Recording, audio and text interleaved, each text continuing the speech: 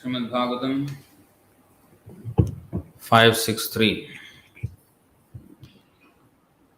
तथा चोक्तम न कुर्यात् कर्हि चेत् सख्यम मनसि ह्यनवस्थिते यद्विश्रम्भाच्चिराच्चीर्णं च स्कन्दतप ऐश्वरम्.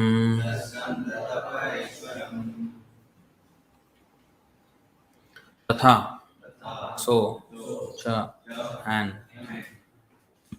uktam, it is said, na, never, kuryat, should do, karhichit, at any time or with anyone, sakhyam, friendship, manasi, in the mind, he, certainly, anavasthite, which is very restless, yat, in which, vishrambhat, from placing too much faith, chirat, for a long time, chirnam, practiced, chaskanda, became disturbed, tapaha, the austerity, aishwaram, of great personalities like Lord Shiva and the great sage Saubhari.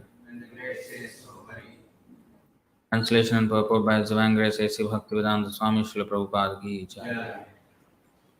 Translation. All the learned scholars have given their opinion. The mind is by nature very restless and one should not make friends with it. If we place full confidence in the mind, it may cheat us at any moment. Even Lord Shiva became agitated upon seeing the Mohini form of Lord Krishna, and Saubhari Muni also fell down from the mature stage of yogic perfection. Please repeat. All the learned scholars have given their opinion. The mind is by nature very restless, and one should not make friends with it. If we place full confidence in the mind, it may cheat us at any moment. Even Lord Shiva became agitated upon seeing the Mohini form of Lord Krishna, and Saubhari Muni also fell down from the mature stage of yogic perfection.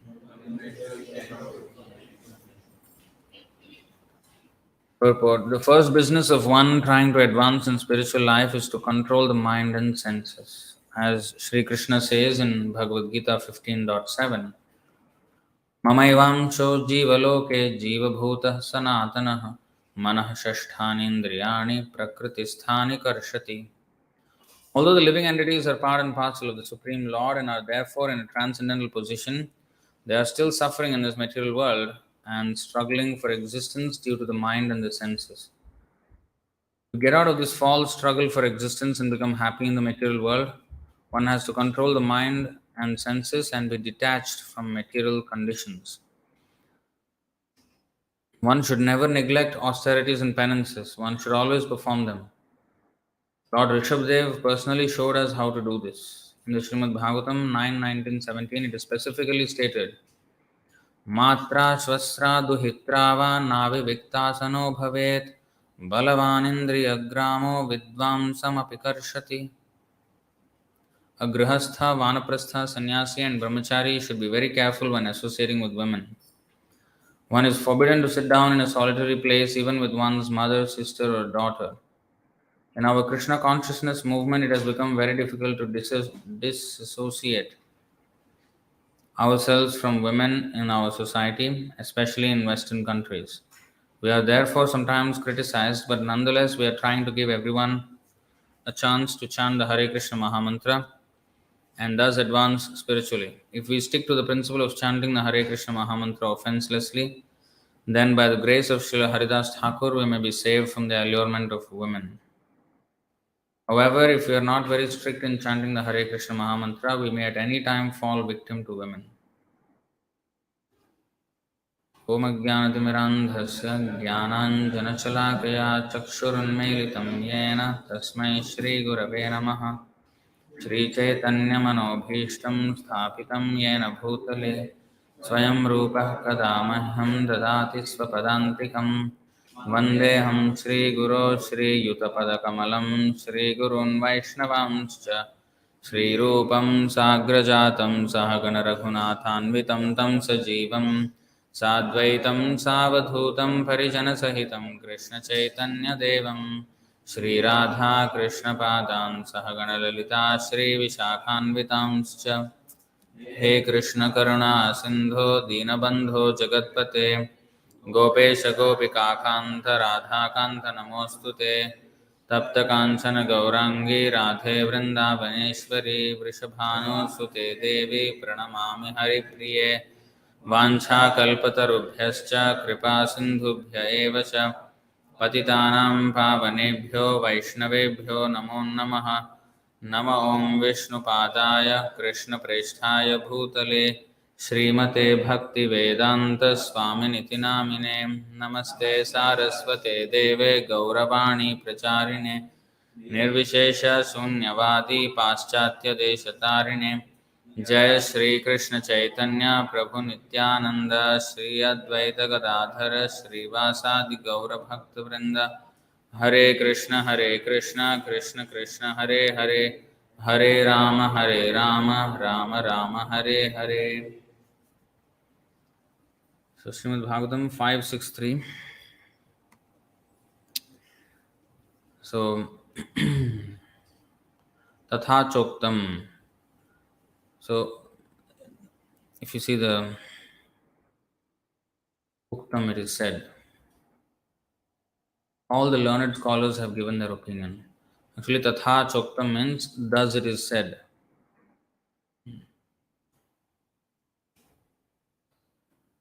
When I was a kid, that time there was some bookshop. I think this Vivekananda Ramakrishna Mission bookshop. They have these small books. Thus spake, thus spake, so and so, so and so. Actually, thus spoke is archaic English. They write like that. So no point listening to people who are not self-realized. So Tatha Choktam, thus it is said means it is not that common folklore, thus it is said by people in general. No. Tatha Choktam here, always um,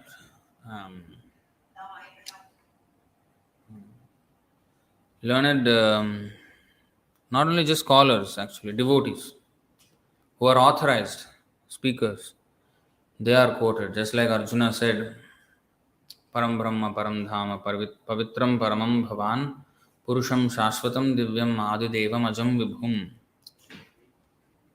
So he glorified Krishna.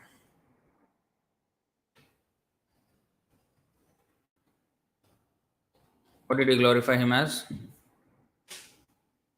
You are the Supreme Personality of Godhead, the ultimate abode, the purest, the absolute truth.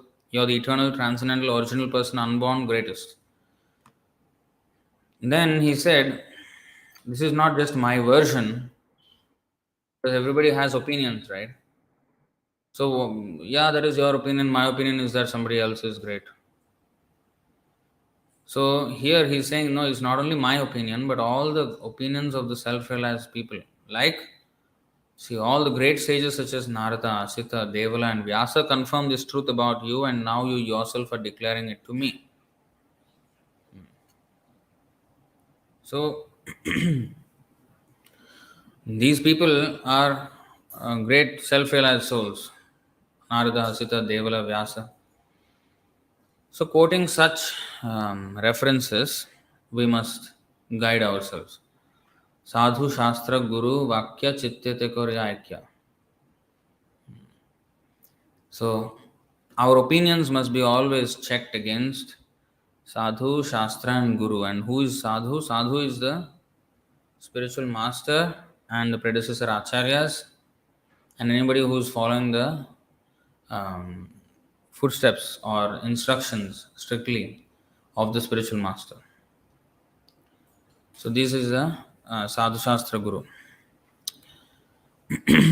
So, Tatha Choktam, what is said? Na kuryat karhichit sakhyam. At any time or any place, don't make friends. Manasi anavastite. Don't make friends with the mind. So, this is very important instruction. Not to make friends with the mind.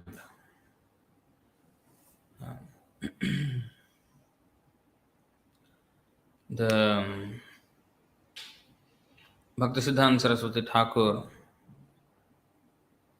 instructed us how to deal with the mind.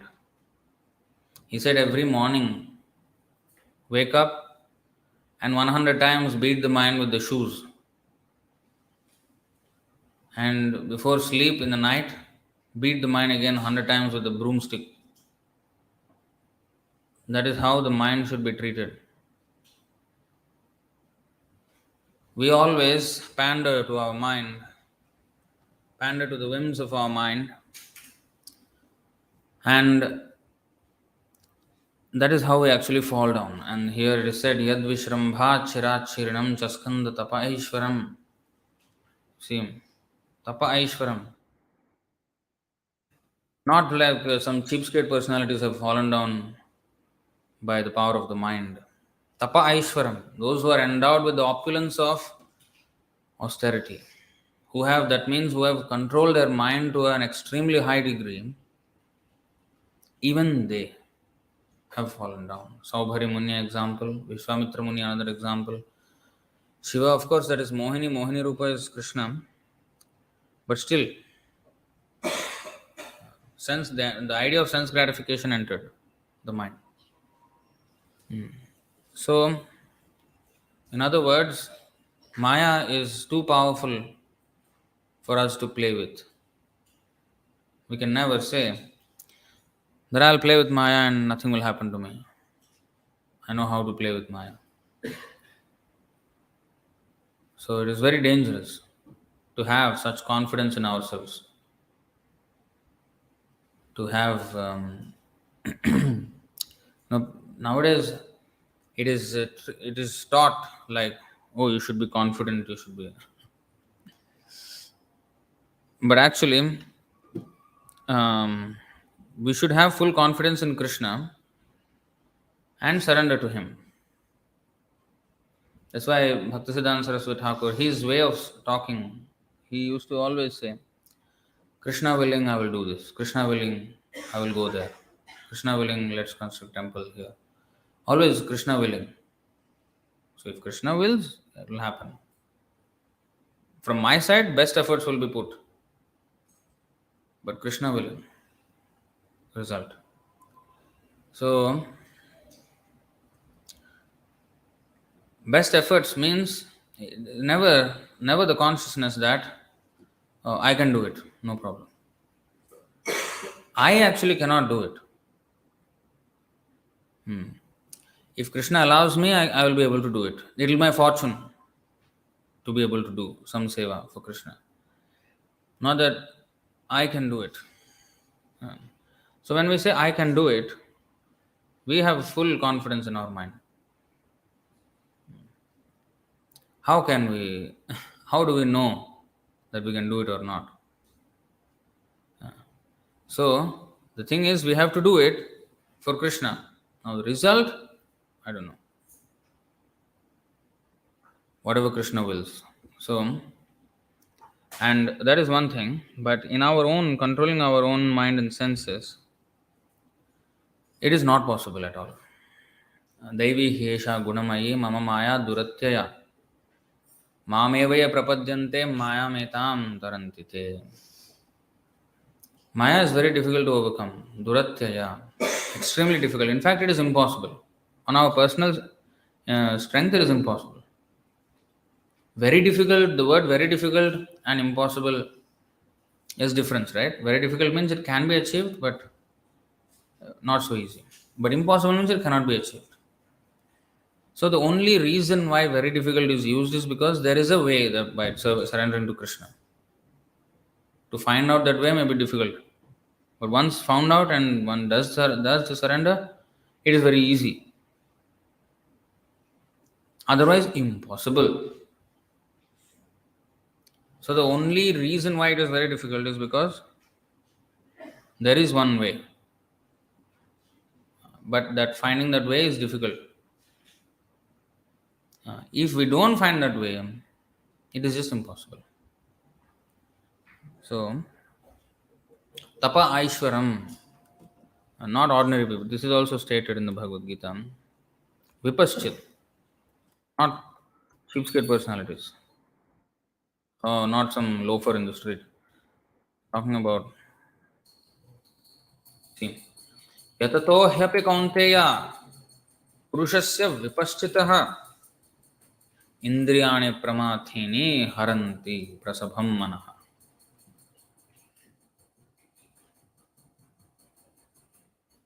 The senses are so strong and impetuous, so Arjuna, that they forcibly carry away the mind, even of a man of discrimination who is endeavoring to control them. Is a man of discrimination? What does man of discrimination means? That means he discriminates against others. Hey, you Shudra. Yes, you are nodding the head. No, that's not what it means. A man of discrimination means not the one person who discriminates against others.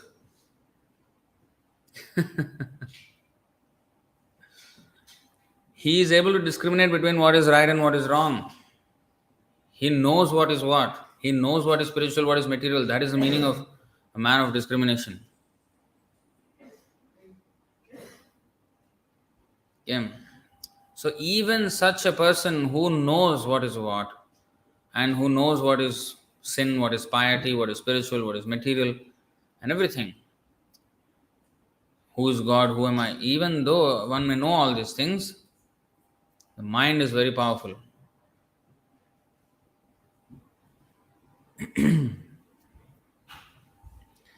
So even that person can be swept away. And the example is nicely given. Indriyanam hi charatam yanmano vidhiyate tadasya harati pragyam vayurnavam ivambhasi. 267 Bhagavad Gita. As a strong wind sweeps away a boat on the water, even one of the roaming senses on which the mind focuses can carry away a man's intelligence. Senses are roaming. Why they are roaming? Looking for sense gratification everywhere. And the waves of sense gratification are very, very strong. It's like a storm, it's like a typhoon, not ordinary wind. And such strong winds can carry away a boat. And the sailor or the captain of the ship cannot do anything to control it. And similarly, senses are like that. Therefore, Arjuna said, Chanchalam hi manah Krishna pramathi balavadridham. What is that? Vayorivat sudushkaram. Tasyaham nigraham manye vayoriva sudushkaram. 6th chapter, 34th verse, Arjuna says, very, very difficult this mind to control the mind. Even a typhoon may be one day be controlled, but mind cannot be controlled. And we are making friends with such a powerful mind. Sometimes we think, oh, if I have a high profile connection, it will be good now. I can get whatever I want. Somebody powerful. This is exactly what demigod worship is. They bribe the demigods.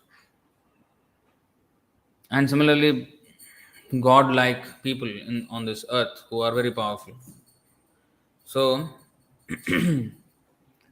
no, it's actually not so good. Playing with fire. Huh?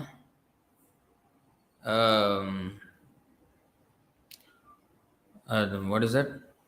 A powerful person, he is not to be associated with by sadhus actually. Chaitanya Mahaprabhu taught by the example that, when Pratap Rudra was a great devotee, but he was a king. So Chaitanya Mahaprabhu did not want to meet him actually. He said, "No, I will not meet him." Everybody was trying to convince him, "No, he's a great devotee." But I don't believe this. People with wealth, I'll stay far away from him. So he was, of course, later on he associated with him. But he is teaching us the caution with which we should approach um, people with money, pounds and shillings, men. So it is not that, oh, if I can have contact of a rich person, it will be very, very good. No, it will not be good. So Chaitanya Mahaprabhu says,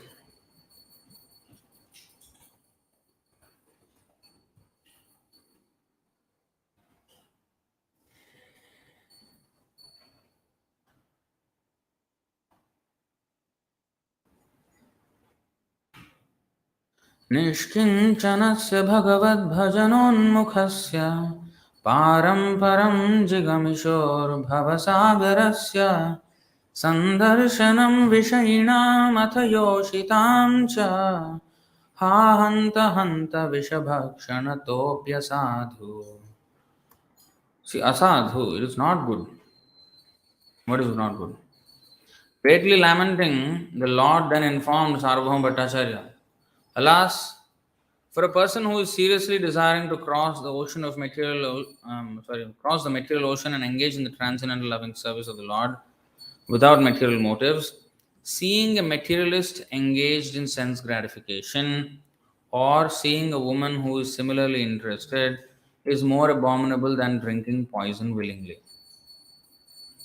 Drinking poison willingly means committing suicide. Suicide is bad.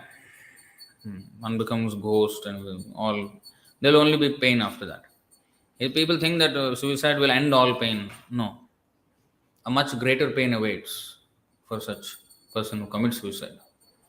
For many hundreds of years, he has to remain as a ghost, frustrated in his attempts to contact his family, and then he will try to contact.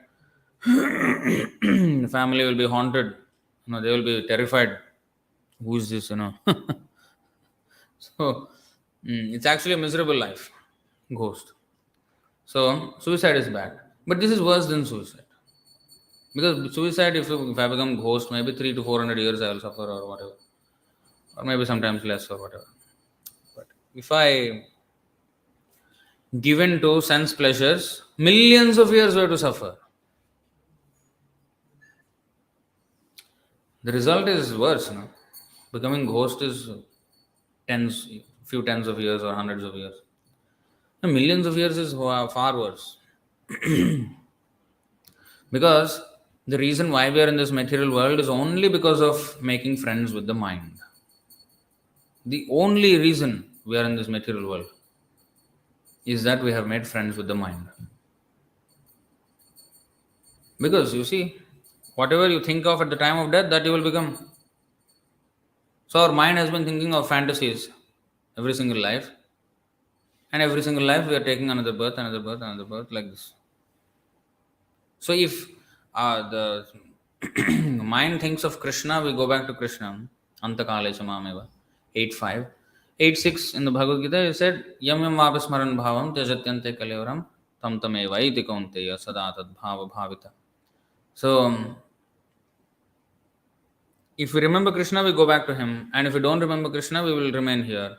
And we are remaining here. That means we only did one thing every single life, not remember Krishna. And still, we trust our mind so much that, it's our greatest friend. The meaning of initiation means that I'm accepting the spiritual master, Guru, who is a representative of Krishna. Until now, I have been accepting my mind as my Guru. Now, I officially retire or resign from the from working for the mind, and now I'll work for the Guru, spiritual master. There is a meaning of initiation. In other words, The instruction of the spiritual master must be our guiding force, not the instruction of our mind.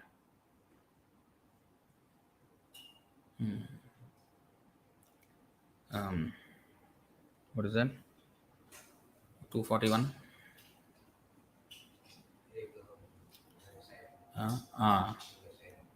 व्यवसायात्मिका बुद्धिर एकेह कुरुनंदना बहुशाखा ह्यनंताश्च बुद्धयो व्यवसायिनाम. Those who are on this path, what is this path? Krishna consciousness. Are resolute in purpose. That means they are very focused in their purpose. They know exactly what they're doing, and why they're doing. And their aim is one. Now, what is that one aim? Krishna says in Bhagavad Gita 1866, Mamekam Sharanam Pracha. Surrender unto Krishna alone. As one article Bhaktivinoda Thakur said, read every verse of Bhagavad Gita from the viewpoint of 1866. That means, Sarvadharman Parityajya Mamekam Sharanam Vraja Aham Tvam Sarva Papebhyo Moksheshyami Masucha, 18th chapter 66th verse. If we at all think that Bhagavad Gita, any verse of the Bhagavad Gita has any other meaning or purpose than full surrender to Krishna, we are mistaken. So they are not independent verses, each having their own paths and jatamat tathapat. That is not the Bhagavad Gita. Bhagavad Gita doesn't advocate that. Bhagavad Gita says, Krishna says that you have to surrender to me. Then what are those other paths that Krishna described before? Karma yoga, Hatha yoga, Jnana yoga, Dhyana yoga, so many things.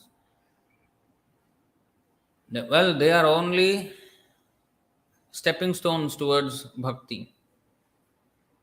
But actually, bhakti does not need any stepping stone. Bhakti is a natural, natural disposition of the soul. It does not need any stepping stone. But the reason why there are stepping stones is because we don't want to agree to render devotional service to Krishna. So to slowly mold our mind from atheism to surrender to Krishna, there are some, prescribed methods. Therefore, you will find so much seeming promises of sense gratification in the Karmakanda section of the Vedas, where exaggerated claims about happiness in the heavenly planets are mentioned with flowery language, pushpitam vacham, with nice sounding words, glorifying actually garbage. Because honestly, heavenly life is garbage. But nice words are used to glorify heaven and heavenly life. So that is only exaggeration. It's not so nice actually. The real show is like this. Just like there are these they make these videos, expectations versus reality. They expect when the boy girl meet, oh, it's all romantic and everything is smiley, and the expectation is that marriage will be like this very very happy, rosy, nice thing, cozy thing. Get into it like one whirlpool in the ocean, and terror. Entire life will deal with terror. So expectation versus reality is very different. So here, Karmakanda section of the Vedas exaggerate happiness and heavenly because the conditioned soul must be induced somehow or other to perform sacrifice. It's like the child somehow or other has to take medicine because he is not well. Now, how are you going to get the child to take medicine? You cannot give lecture to the child saying that this will be very good for you. If you take this medicine, this your your lungs will be okay, or your stomach will secrete this acid. And what do you understand? You will just There's no point making the child understand anything. He cannot understand. He doesn't have the capacity, nor interested. So what to do? Simply give some distraction. Some exaggerate. Oh, you take this medicine, I will take you to this place. Most of 99% of the time it doesn't happen. Just say something, exaggerate, so that the child will take medicine. So so karma kanda section is for childish people who don't have brains, who don't have clear discrimination about who am I, what am I supposed to do in this life. For those kind of people, this karma kanda section is there. And oh, there's this and there is that. You can get beautiful wife, you can get heavenly planets, you can enjoy with apsaras there, and somarasa you can drink. So many things are mentioned.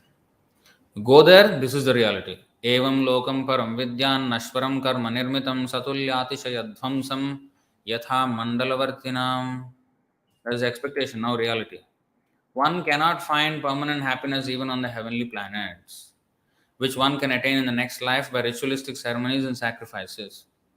Even in material heaven, the living entity is disturbed by rivalry with his equals and envy of those superior to him. And since one's residence in heaven is finished with the exhaustion of pious fruitive activities, the denizens of heaven are afflicted by fear, anticipating the destruction of their heavenly life. Thus, they resemble kings who, though enviously admired by ordinary citizens, are constantly harassed by enemy kings and who therefore never attain actual happiness. Sounds familiar, right? That's our position now. So, there's nothing new. So, this is the actual reality.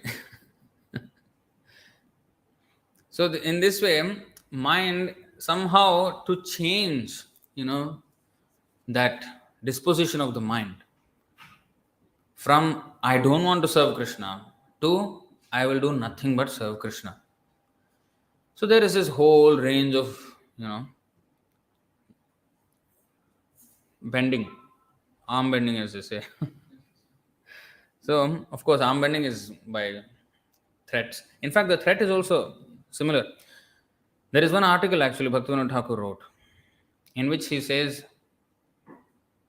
now people may become a little bit lax if they hear this, but he said, the promises of heavenly life are exaggerations, and similarly so are the punishments in hellish life, are also exaggerations. He told like that. He wrote like that in one article. Now, of course, they are real. They happen. But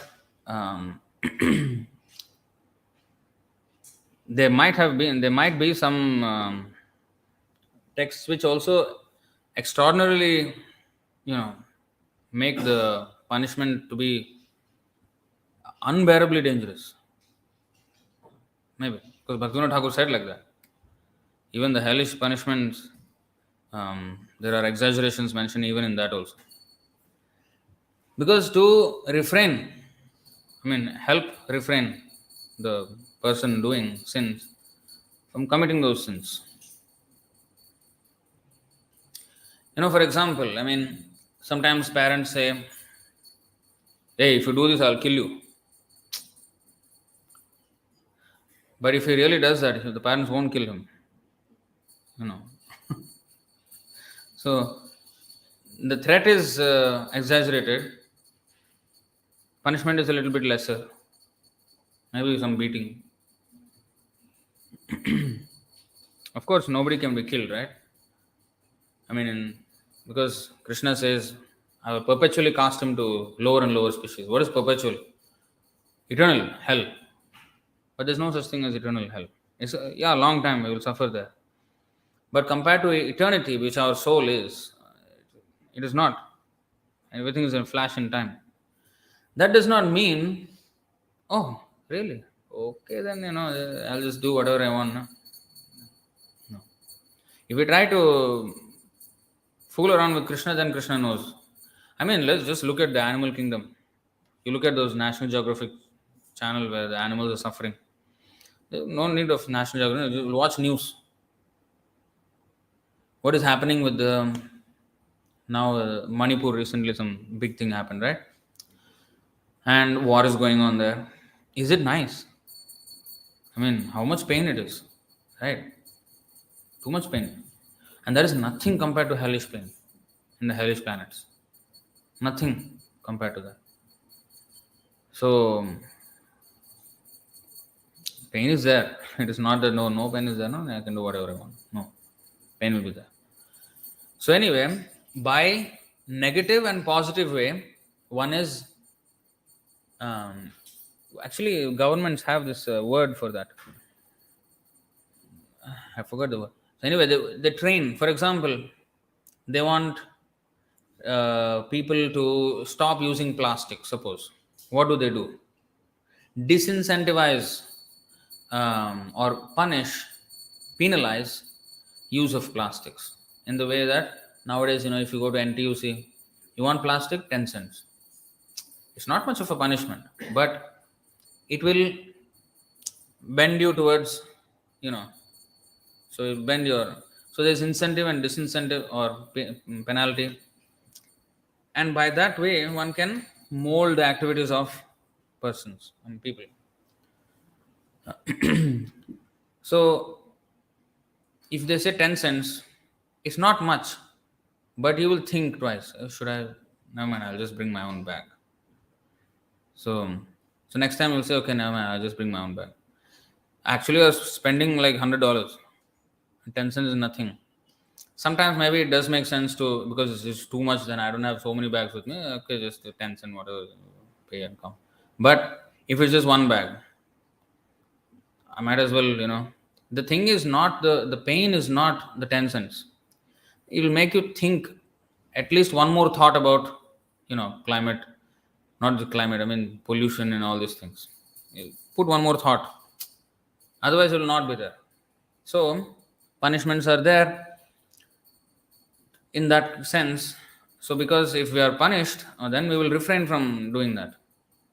Initial motivation in religious activity is only that people come to temple so that, I have done something wrong. Okay, at least if I come to temple, some blessings will be there. Some artho artharthi jigyasur jnani. Mostly artho artharthi. That means distressed and those who desire wealth. Such people come for some relief from their misery. So that is at least a starting point, right? Even if it is demigods, whatever. At least we are accepting a superior authority instead of saying, I am the supreme. Because that was our original initial disease. We wanted to be one with God, as good as God, enjoy as much as God, and enjoy whatever God is enjoying. So that is way more puffed up than accepting anything, anybody, even one person. If I accept my superior to me, I have at least become a little bit better, right? So therefore, there are rules. Oh, one's parents we have to respect, one's guru we have to respect, and elders we have to respect, and demigods we have to respect. Of course, the supreme personality of Godhead, without doubt. So at least one is started. So in this way, slowly it will come to bhakti in many lifetimes.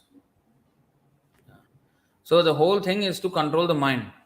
Yoga Indriya Samyama. All the yogic rules and regulations are to control our mind. Control means what?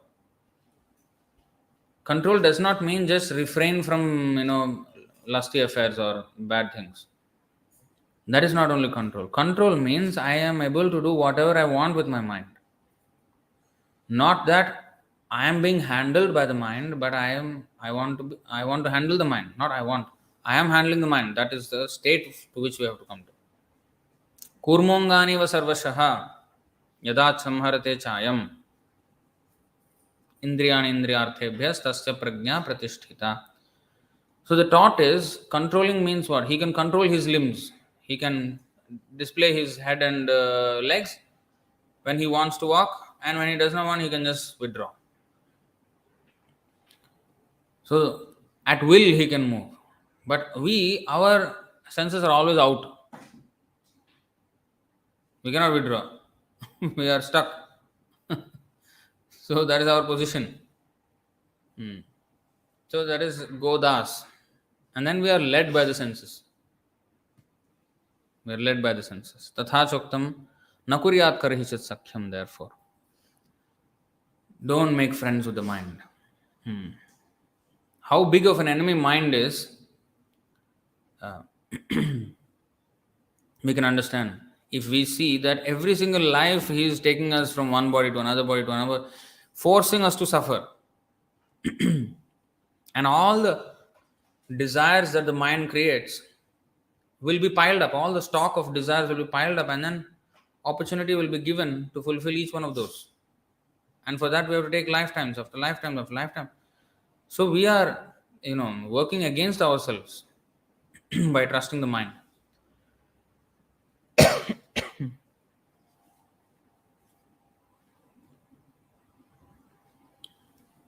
Then some people will say, oh, but Prabhupada said surrender with intelligence, don't surrender your intelligence. It means we must, have intelligence and then repose our surrender. Yes, so intelligence should be sharpened by knowledge given by the pure devotee. And therefore there is pariprashna and everything. Dohar pariksha. There is a testing bit between spiritual master and disciple. And one may actually inquire some things. And when he receives answers, then more and more he will want to surrender. But complete answers will be gotten only when one surrenders actually. And then inquires out of surrender. So at least such inquiry should be, what is that? Not challenging inquiries. Pariprashnena means submissive inquiry. Yeah.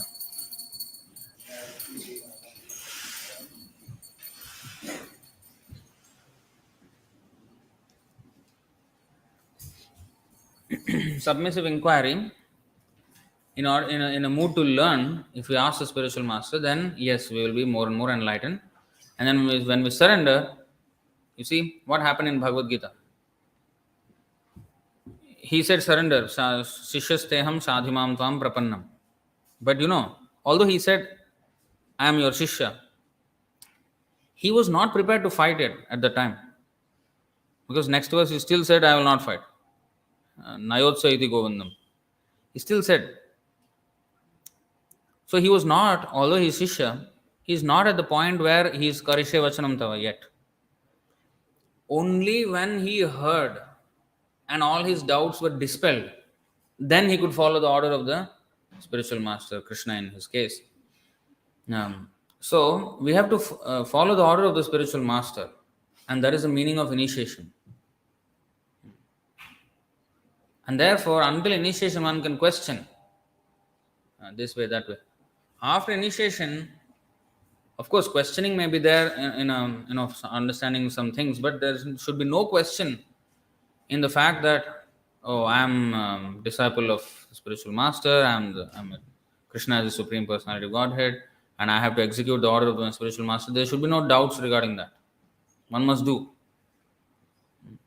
Until then, there can be questioning. And that questioning also is purposeful questioning, submissive inquiry. Then after it is clear, Karishe Vachanam Tava, then Bhagavad Gita was finished. Bhagavad Gita was finished. That was the last. After that, the next 5 verses are glorifying Bhagavad Gita by Sanjay only. Nothing to do with Krishna and Arjuna. They are not speaking anymore. Karishe Vachanam Tava is last. So,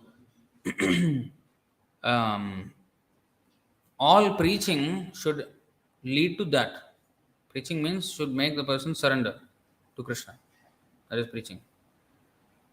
So today's verse, Nakuryat Karhichit Sakhyam, don't make friends with the mind. is the negative instruction. That means don't. What is the corresponding positive? When there is a negative, there has to be a corresponding positive to fill up the void. Otherwise, there will be void. If you just neti, neti, neti, there is nothing. Oh, not this, not that, not this, not that. Okay, don't make friends with mine. Okay, I'll be without any friends. No, that's not the point. Whom we have to make friends with? Gurau Sudridha Sauhridaha. Hmm.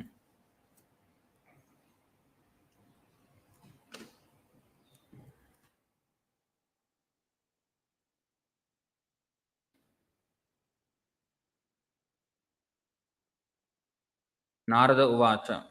Brahmachari Gurukule Vasandanto Gurorhitam Acharanda Savannicho Gurau Sudridha Sauhridaha. Narad Muni said, a student should practice completely controlling his senses. He should be submissive and should have an attitude of firm friendship, sauhridaha, for the spiritual master. With a great vow, the brahmachari should live at the gurukula only for the benefit of the guru. No, gurukul means usually it is translated as school, Vedic school. But actually, this brahmachari means brahmacharati iti brahmachari. Those who tread the path of spiritual life, they are brahmachari actually. Even if he is married or what, although there is ashram called brahmachari ashram, but one who is actually treading the path of spiritual life is a brahmachari. Vanachari means what? Those who is roaming in the forest. What is that? Yamuna Tira Vanachari. So, those who is roaming. So, brahmachari means one who is roaming or walking the path of Brahma, spiritual life. Brahmachari. So, Gurukule. Gurukul means not just a physical place where of course, there is usually a school, where physical place where the students come and learn. But Kula means what? Family. Kula means the lineage, the parampara. Actually, Kula means not a school. Guru Kul means what? The family of the Guru. And the family of the Guru, Acharya Santan, that is actually Kula means the disciplic succession. Kula means actually two things: the seminal descendants, means by family, and the disciplic descendants also. They are also Kula. That's why this Varna, Kula, Jati, all these things are actually very related. All are merit based, not just birth based. So, anyway, Brahmachari Gurukule. So, a person who wants to tread the path of spiritual life must take initiation by the spiritual master, and he should enter the Gurukula, the family of the Guru. Prabhupada said we are called Saraswatas because we are all descendants of the disciple of Saraswati Thakur. Rupanuga, yes. Rupanuga. Because we're followers of Rupa Goswami. So this is our family. So Saraswata, especially Prabhupada mentioned the Saraswata, because Saraswati Thakur, he did not have a family. And how come Saraswata Kula is, some so big Kula, no? Because his Kula is based on the disciples, and especially Prabhupada, who even further spread the parampara, the preaching. So in this way we have to understand. Brahmachari Gurukule Vasandanto Guror Hitam, for the sake of the Guru. Now, a person who is not a Brahmachari, I'm not talking about householders, I'm talking about a person who is not treading the path of spiritual life, a materialist in other words. He will take his mind as friend, but a person who is taking spiritual life seriously, he will take Guru as friend. See? Firm friendship, Sauhridaha. Suhrida means well-wishing friend. It's not just a mitra, sakha, which is more, transactional, more, superficial. But this is from the heart. Hridaya means heart. Suhrida means most well-wishing friend. And from the heart, there is a deep sense of respect and friendship, that kind of friend. So a disciple should have sudridha. Dridha means very firm, firm friendship. Uh, a disciple should have like that with the guru, knowing well that the guru is the suhrida of the disciple. Suhridam sarvabhutanam gyatva mam, no. Suhridam sarvadehinam ajata shatravashanta sadhava sadhubhushana. Sadhubhushana, the quality of sadhu is that he is suhrida sarvadehinam. He is the supreme well-wishing friend of all living entities. So the guru is such a sadhu.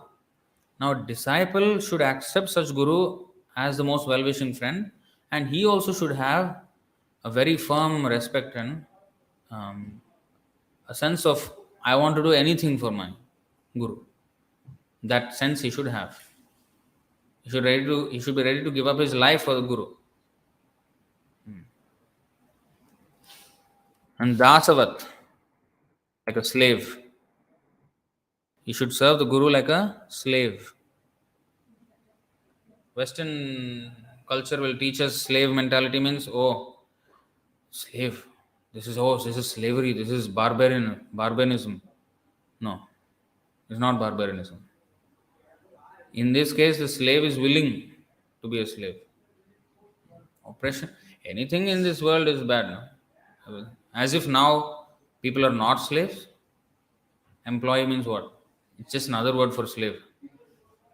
Yeah, it's just a polished word for slave. You have no freedom. At midnight, if you are called, you have to wake up. Slaves only used to do like this. We say, oh, slavery is all, bygone ages is finished now. Now we are in 21st century. Slavery was the evil of the past. No, no, no. It's very much an evil of the present. If I want to go, suppose, many of you have come from India. If you have to go back to India, 14 days in a year only. Cannot more than, otherwise will cut your salary. What is this? Slave only, right? And whatever he asks, you have to do. What is that? Employee. Big word only. But we should willingly become slave for the Guru. Prabhupada became slave for Bhaktisiddhanta Saraswati Thakur. And he went at 69. He could have easily said, now, old man, I need some help. Um, sometimes people say like this, if you don't marry, who will take care of you in old age? So basically marriage is hiring a maid servant, is it? Or sometimes they say like this also, oh, we are growing old. They will speak to the children like that. So especially son, please marry. We are becoming old. So that means get some maid servant for us. So in the spiritual life, we have to become slave. Prabhupada became a slave for his spiritual master. At that age, he foregone all material comfort. No worrying whether anybody will take care of him or not. Whether he will be dead or alive, he did not know. Risking his life, he went. So this is dasavat, nicha, submissive, niche. All these words are don't have good connotations. Nicha, dāsa. And gurukula means, he cannot stay with the family, right? Especially brahmachari. Stay with the family.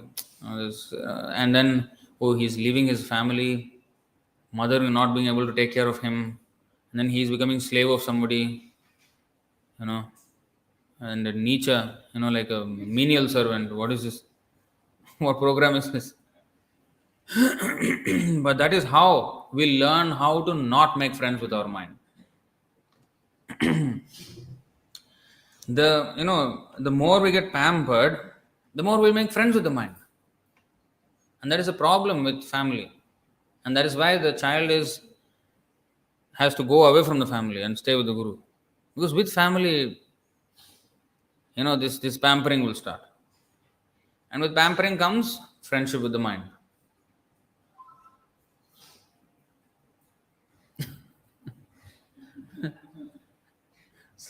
Samarth, that boy, he, he's staying here. He was staying here few days.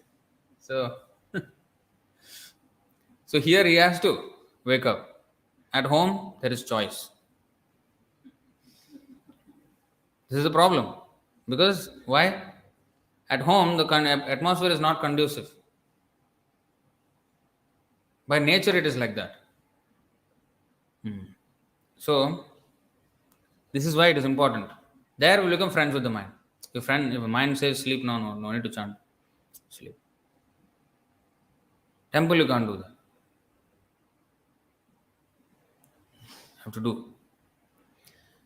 So, that is how we have to uh, learn how to not make friends with the mind by making friendship with the spiritual master and the devotees in this way. Firm friendship, that too. Not like friend means, hello, how are you?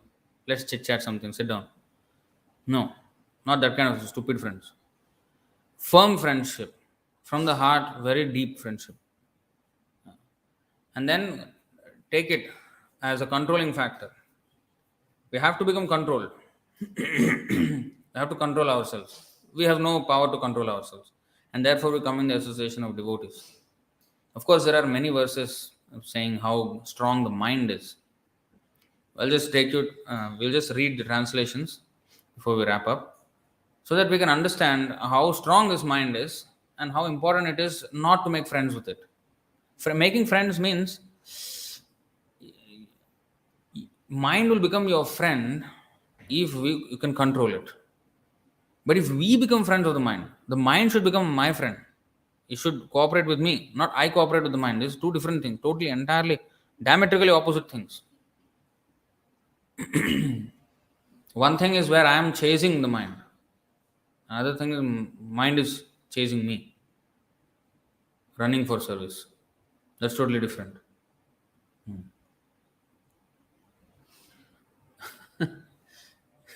Now it reminds me of a video somebody shared. It's a short video, that 60 seconds videos.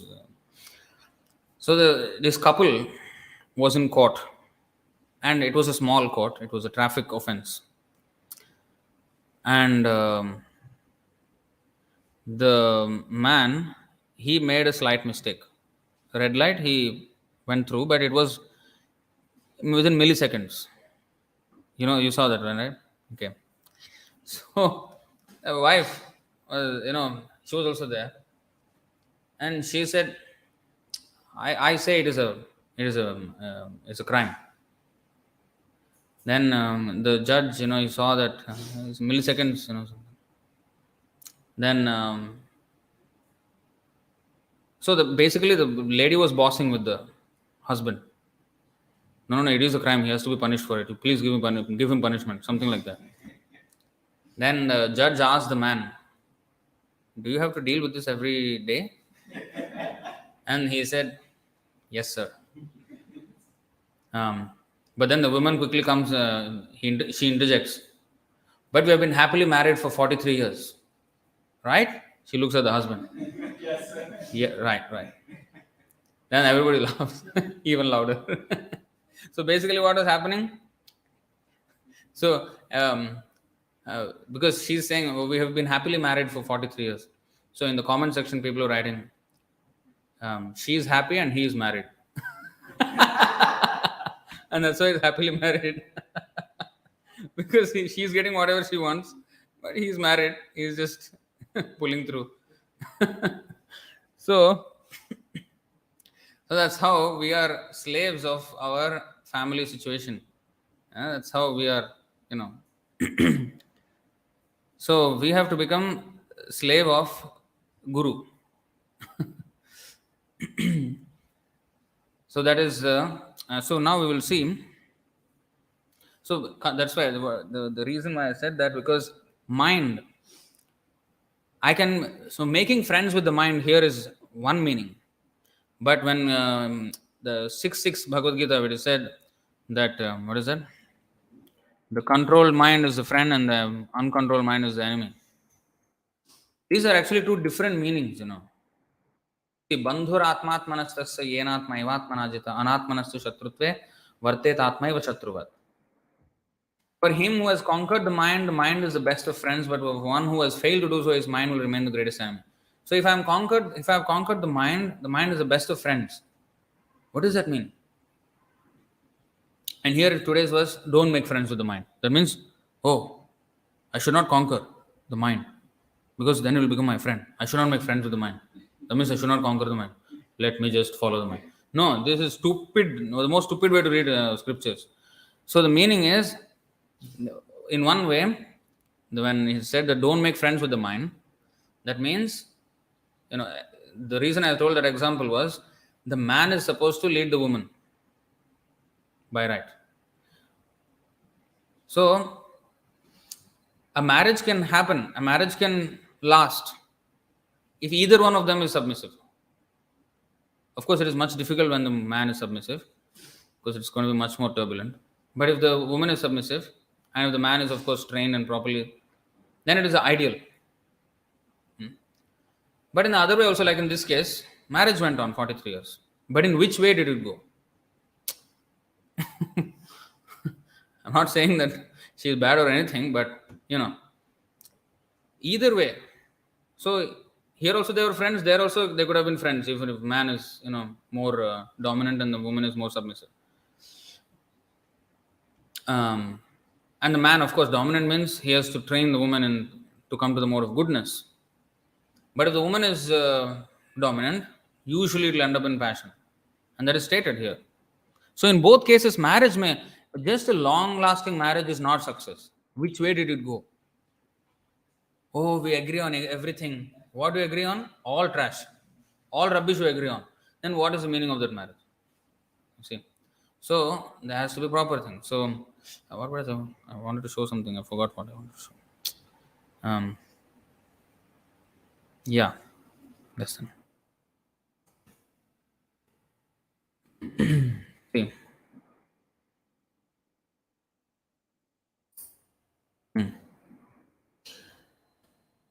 Sinful life can be counteracted by various processes of religion such as yajna, vrata, dana. So I'm reading from Srimad Bhagavatam 4:27:1 purport.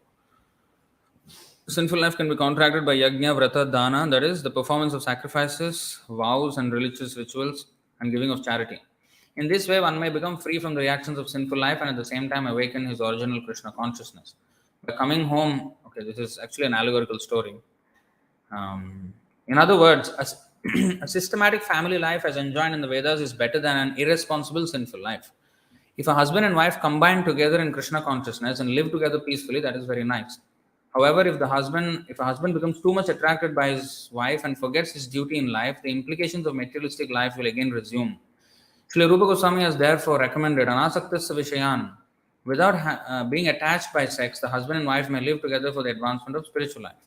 The husband should engage in devotional service and the wife should be faithful and religious according to the Vedic injunctions.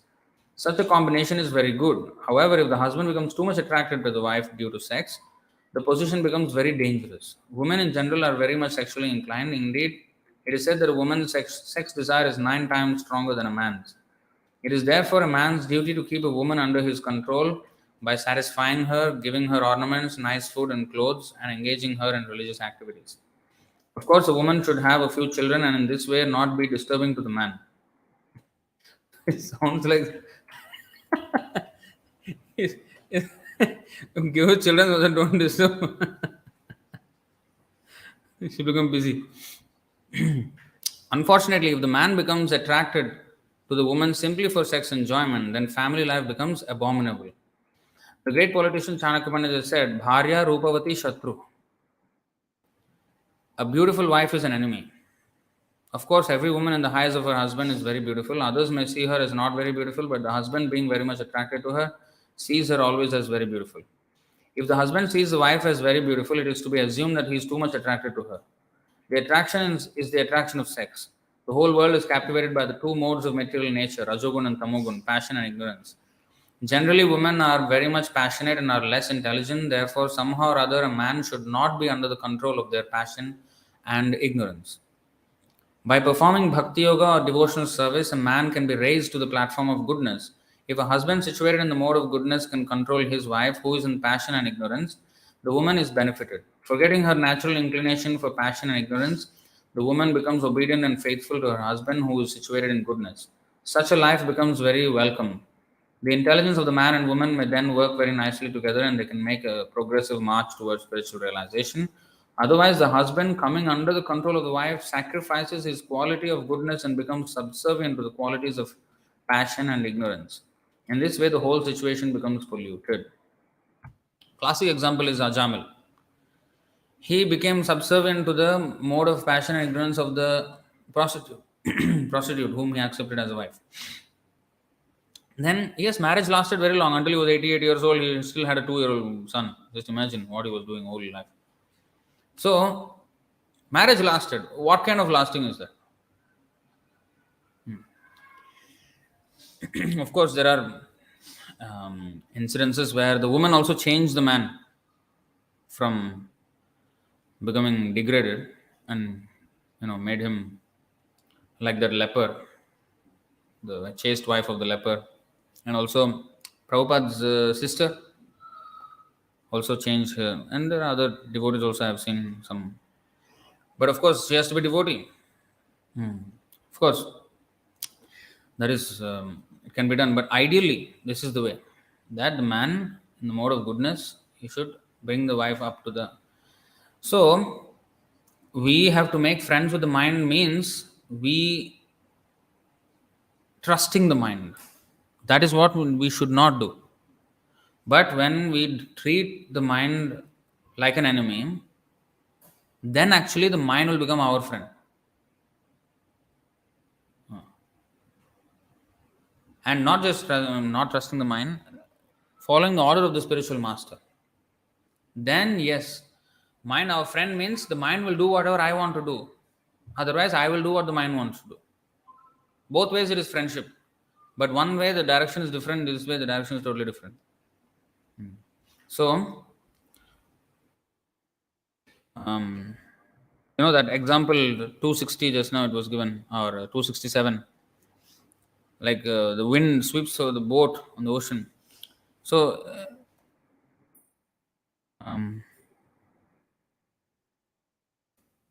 see, this Krishna to ye madana pavanodbhuta mohormimale daravarte tanaya sahaja graha sangha kulecha samsarakhe mahati jaladhau majjatam nastridhaman padam bhoje varada bhavato bhaktinavam prayacha.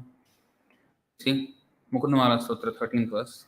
O Lord of the three worlds, we are drowning in the vast ocean of samsara, which is filled with the waters of material hankering, with many waves of illusion whipped up by the winds of lust. So, the storm that we face in the material world is actually our own lust. With whirlpools of wives. So, wife is compared to whirlpool here. Already, material ocean is bad. If there is a whirlpool in the ocean, sucked down. So, material attachment with family is like this. And with vast schools of sharks and other sea monsters who are our sons and brothers. It's not a very rosy place. O giver of all benedictions, please grant me a place on the boat of devotion that is your lotus feet. So this is the prayer. And making friends with the mind, there is a nice verse in the Mukundamala Stotra also. Dihve kirtaya keshavam muraripum cheto bhaja sridharam panidvandva samarcharachyuta katha Shrotradvayatvam shrinu Krishnam lokaya lochanadvaya harer Gacchangri yugmalayam Jighragrana mukunda pada tulasim Murdhanna madhokshajam. O tongue, praise the glories of Lord Keshava. O mind, worship the enemy of Mura. O hands, serve the Lord of Sri. O ears, you hear the topics of Lord Achyuta. O eyes, gaze upon Sri Krishna. O feet, go to the temple of Lord Hari. O nose, smell the tulsi buds on Lord Mukunda's feet. O head, bow down to Lord Adhokshucha. So he's ordering the senses to do this, engage in the service of Krishna. So this is a symptom of a Goswami. Goswami means he can order his senses like this. And he will do only that. So, yeah, a couple of verses of how we can just go to the next verse and next verse. Of course, tomorrow will be the class on this, but we'll just read the translation. Nityam dadati kamasya chhidram tammanuye rayah yoginah krita maitrasya patyurjaye vapumschali. An unchaste woman is very easily carried away by paramours, and it sometimes happens that her husband is violently killed by her paramours. If the yogi gives his mind a chance and does not restrain it, his mind will give facility to enemies like lust, anger, and greed, and they will doubtlessly kill the yogi. See?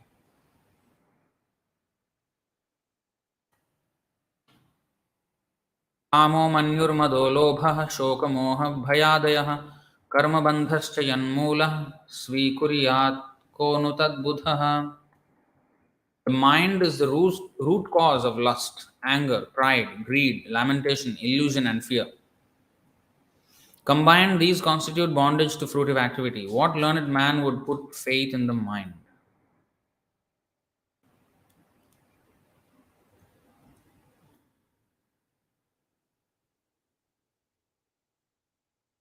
मनोवशेन्ये ह्यभवन् स्म देवा मनश्चनान्यस्य वशं समेति भीष्मो हि देवः सहसः सहीयान् युञ्जाद्वशे तं सहि देवदेवः.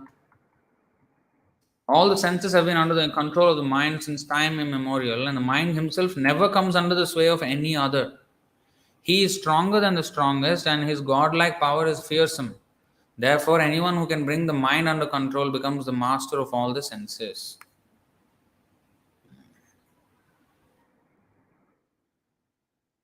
Tam durjayam shatrumasahya vegam maruntudam tanna vijitya kechit kurvantya sadvigraham martyair mitranyudasena ripun vimudha. Failing to conquer this irrepressible enemy, the mind, whose urges are intolerable and who torments the heart, many people are completely bewildered and create useless quarrel with others. Thus, they conclude that other people are either their friends, their enemies, or parties indifferent to them. So in this way, the mind has been taking us. Brahmayan sarvabhutani yantra rudhani maya.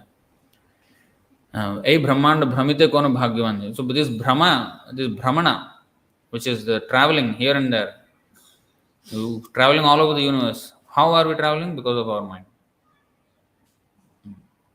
So therefore, the only solution to this is spiritual master, surrendering and following his instructions. That is the only way to control the mind. Otherwise, actually, there's impossible to control the mind. I think that verse is there. 7, 15, 25 and also 45. रजस्तमश्च सत्त्वेन सत्त्वं चोपशमेन च एतत् सर्वं गुरौ भक्त्या पुरुषो ह्यञ्जसाचयेत्. One must conquer the modes of passion and ignorance by developing the mode of goodness, and then one must become detached from the mode of goodness by promoting oneself to the platform of Shuddha Sattva. So it is quite a task.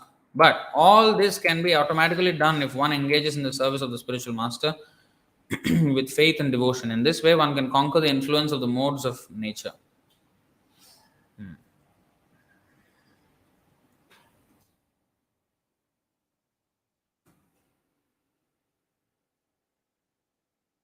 यावन्निर्काय रथमात्मवशोपकल्पं धत्ते गरिष्ठचरणार्चनया निशातं ज्ञानासिमच्युतबलोदधदस्त शत्रुः स्वानन्दतुष्ट उपशान्त idam vijahyat. As long as one has to accept a material body with its different parts and paraphernalia, which is not fully under one's control, one must have the lotus feet of his superiors, namely spiritual master and spiritual master's predecessors. By their mercy, one can sharpen the sword of knowledge, and with the power of the Supreme Personality of Godhead's mercy, one must then conquer the enemies mentioned above. In this way, the devotee should be able to merge into his own transcendental bliss, and then he may give up his body and resume his spiritual identity. So we must get spiritual strength by serving the spiritual master and having the serving the lotus feet of the spiritual master and the acharyas. Then one gets the spiritual strength in order to control the mind. So, any questions or comments on this topic? I'd like to end here. Otherwise,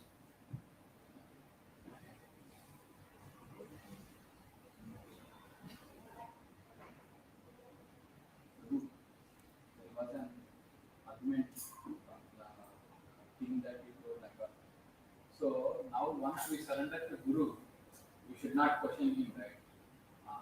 Like that. So that when we surrender to false Guru and when we ask about the authority of the Guruship and all, then I got the answer from these people like it is not my job to question his authority.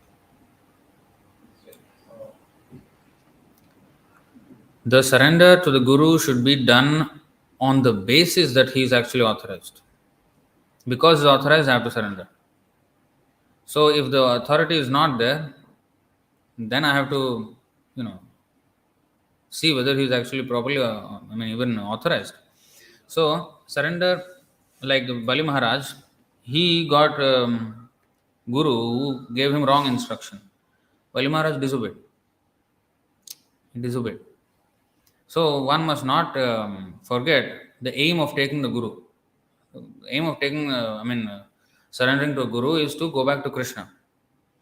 But if it is found that the Guru cannot take me back to Krishna and he is not even on the stage of taking anybody back to Krishna or himself going back to Krishna, then, and he is not authorized by his Guru, if it is found, then immediately one should give up. I think that verse is there.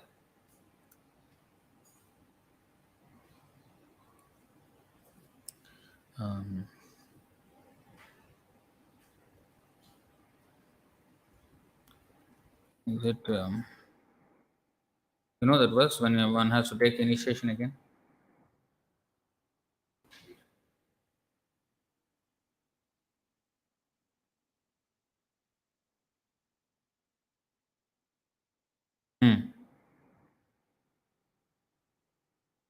Yeah. On this one.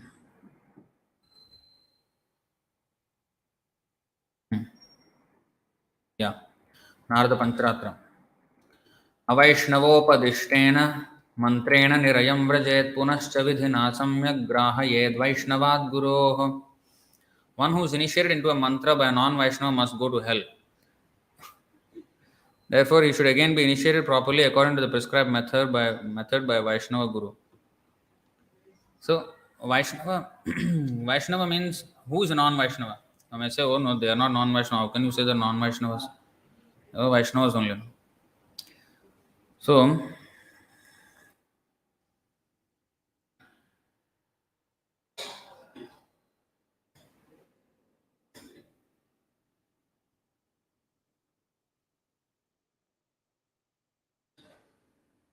स्मृति ममैवाज्ञे यस्ते उल्लङ्घ्य वर्तते आज्ञाच्छेदि मम द्वेषी मद्भक्तोऽपि न वैष्णवः. मद्भक्तोऽपि न वैष्णवः.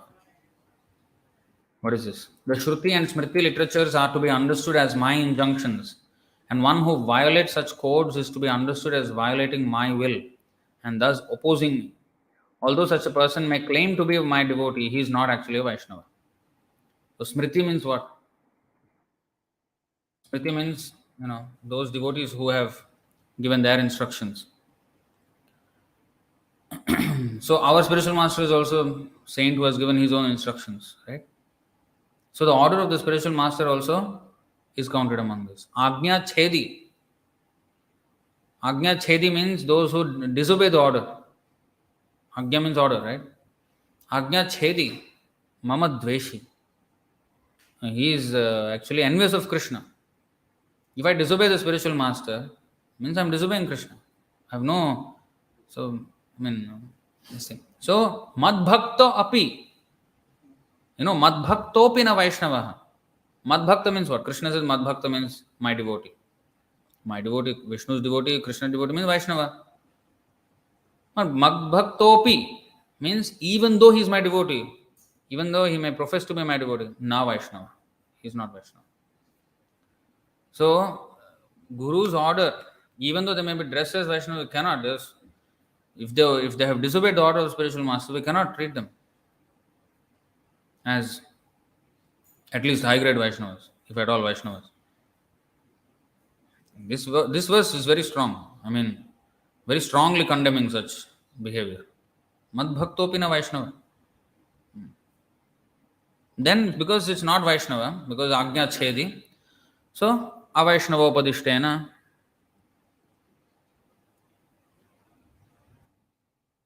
Mantrena Nirayam Vrajet, Punascha Vidhina Samyak, Grahayed Vaishnavad Guru. Who is initiated in the mantra by non Vaishnava must go to hell. Therefore, he should again be initiated properly. So, we should not question anymore. Only Dohar Parikshana. If we have not done enough Parikshana, then who is to be blamed? Of course, sometimes it is unfortunate. But at least when we know, then we should, wake up. That compromise we cannot make. That okay, my guru may be anything now after initiation, I will still follow him. He may, yeah, I will deliver guru, and whatever he is, okay, he is eating fish. Never mind, he is my guru. I cannot be so blind.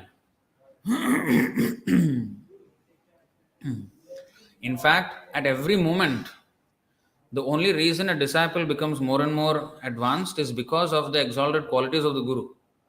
And each of those qualities inspire him to become Krishna conscious even more and even more and even more. And that's what it keeps the disciple. And if I, if I see everything that is wrong by the Guru, and still I go, stick with the Guru, what do I understand?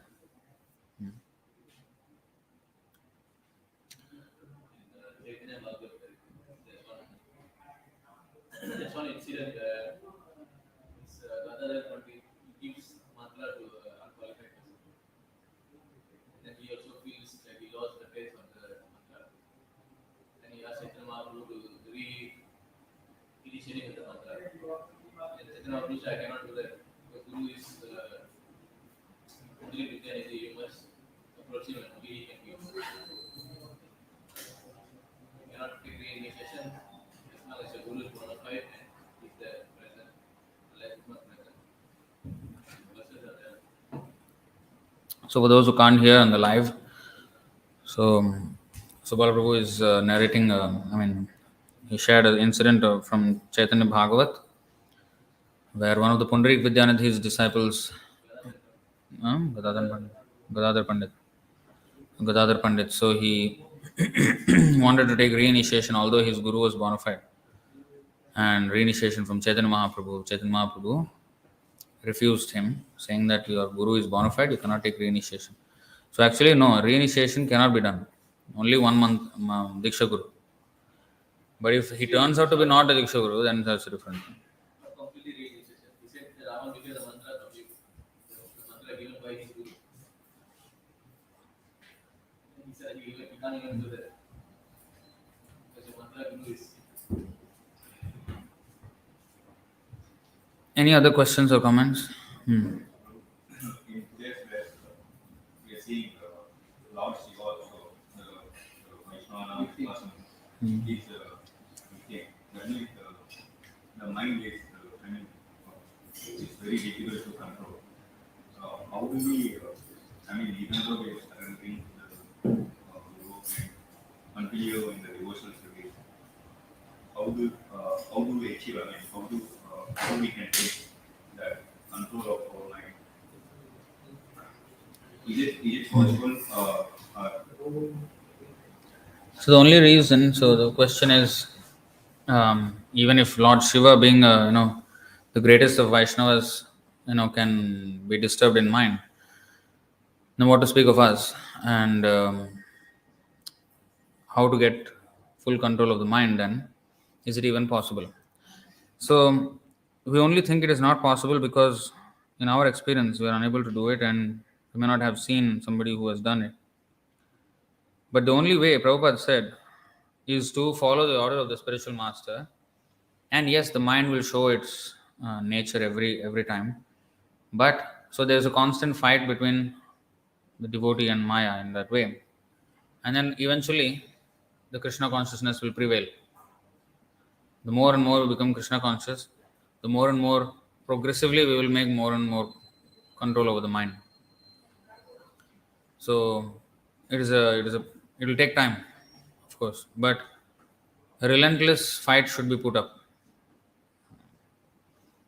and then by the mercy of spiritual master and Krishna, we can one day come to the point of complete control. It's not going to happen overnight. Of course, Prabhupada said one moment is enough. That famous video of Prabhupada. Sarvadharman parityajya mamekam sharanam vraja. Aham tvam sarvapapebhyo mokshesham. So this is, yes, possible. Provided complete surrender. The only reason it sounds impossible is because we don't do complete surrender. It's our only mistake. We always hold back. And we doubt the process instead of doubting ourselves. That is actually making friends with the mind. When we think maybe it's a bit of an exaggeration that completely it will work like that. It's only because we think we know, or yeah, I mean, I'm not chanting for 20 years, I'm not making any advancement. So I think it is a bit of an exaggeration that chanting will produce all these effects and everything, wonderful effects, and nothing happening in my life. What happens when we falter and then we blame it on, instead of pointing our own mistakes, we point at the mistake of the holy name. Point at holy name as if the holy name has a mistake. So that is the fifth offense. To consider the glories of chanting Hare Krishna to be imaginations and exaggerations.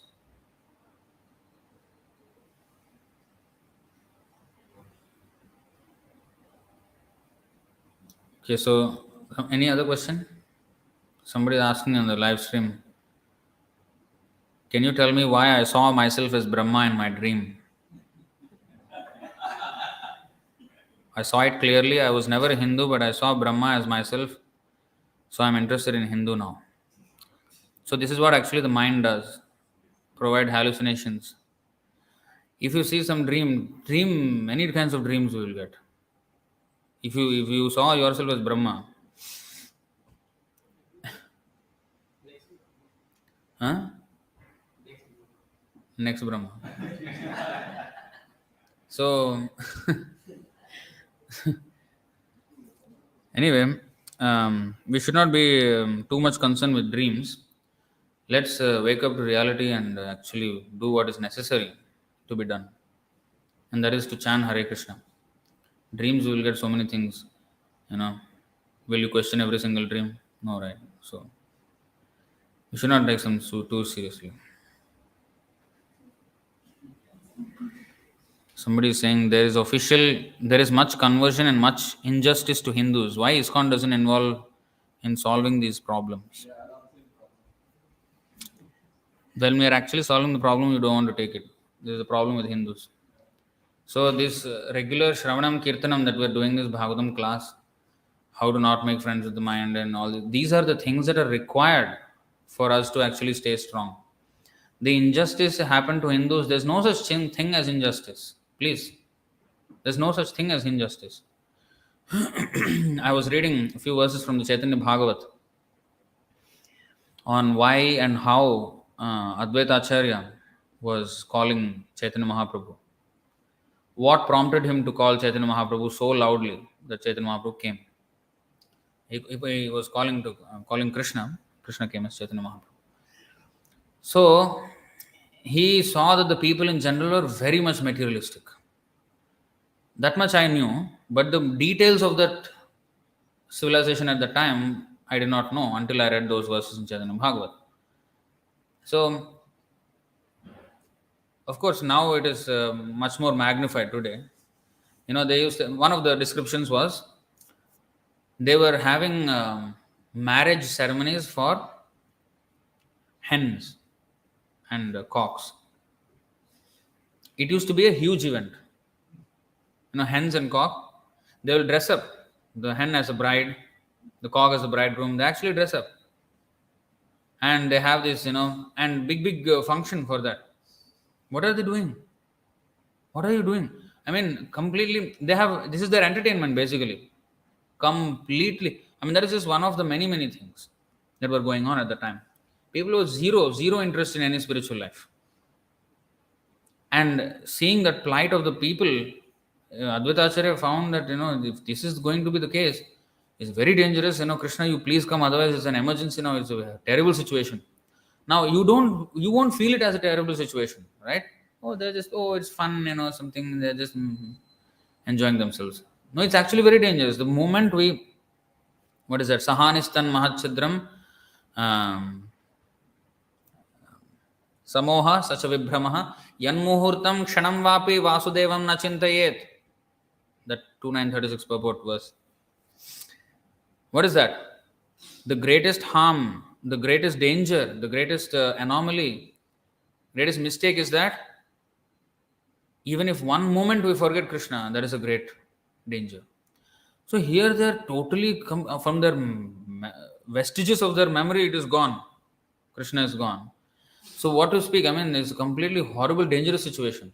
Now it will not look dangerous. There were no terrorism going on. Yeah, they were actually going on, honestly. There were the Muslims who came and they ransacked all the temples. That was going on. But that also started because of the so-called Hindus not being strong. You mean if you say there is injustice that happened, that means you have no faith in the law of karma of Krishna. Right? There is no faith in the law of karma. Why did that happen? Why were Hindus overpowered so much?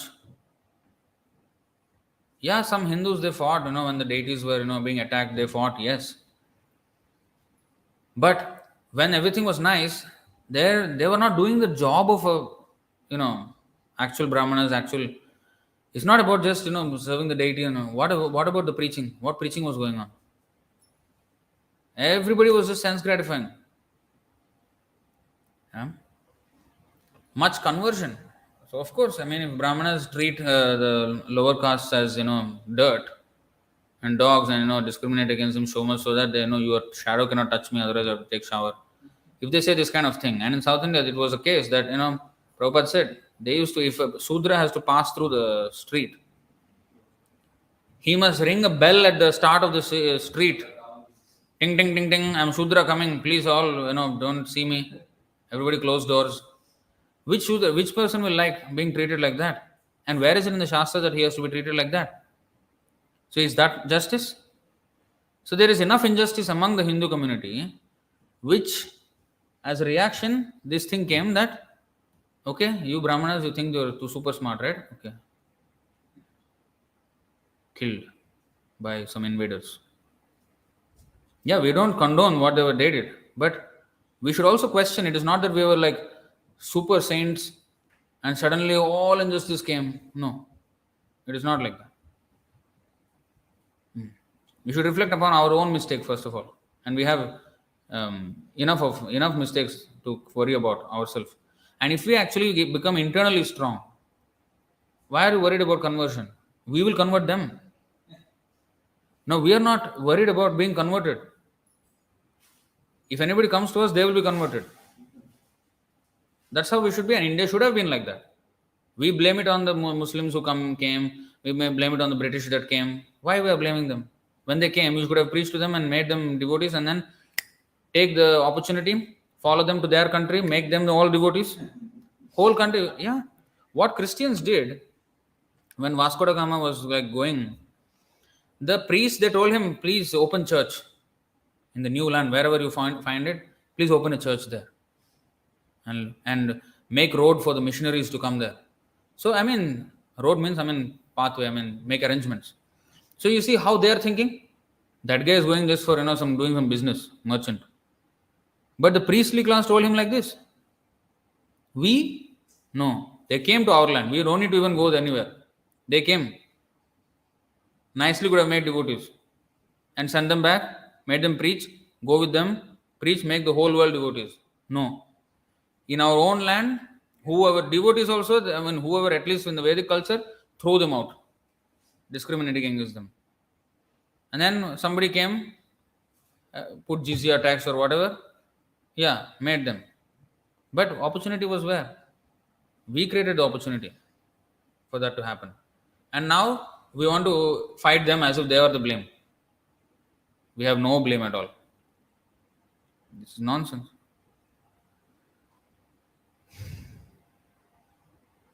This is what happens when when we are eager to solve society. This question is to solve some societal problems. Eager to solve societal problems, his own mind problem is not solved. Chaitanya Mahaprabhu said, Janma sarthak kori, karo paropakar. Don't do paropakar before your own janma has not become sarthak. Our life is not settled. Our life is not solved problem. We want to solve the whole world's problems. And what we will do? We will cause the whole world problems.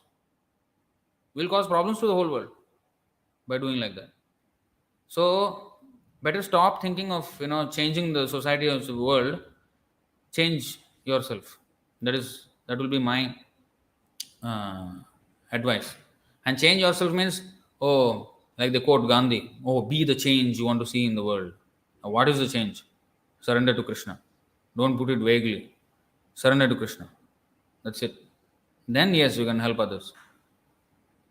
Why ISKCON doesn't involve solving these problems? Who converted all of those people to Sanatan Dharma? Huh? Which other organization other than our Hare Krishna movement is doing it? Huh? The people just talk, nicely.